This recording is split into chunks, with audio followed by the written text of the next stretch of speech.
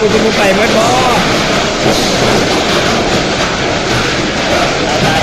ตายเฮ็ดอะไรเฮ็ด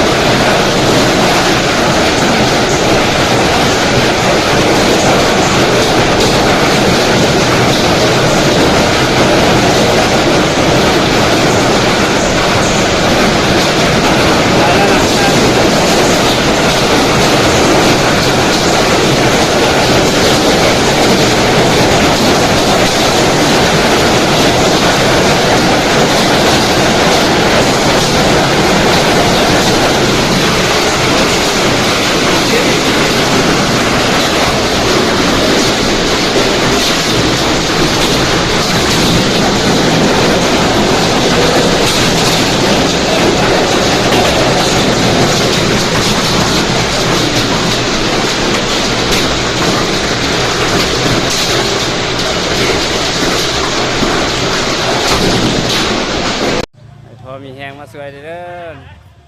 มีแต่2 คน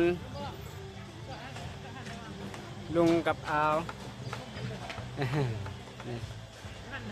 2 คนมั่งเดี๋ยวถ้าทีมงานมาเพิ่มเนาะลุงเพื่อนเอาแหงงานมาสวยกำลังมาฮอดจอดไปโฮมมันก็ได้นะพูดนะมีรถเที่ยวดอกไอ้ลุงเพื่อนมาสวย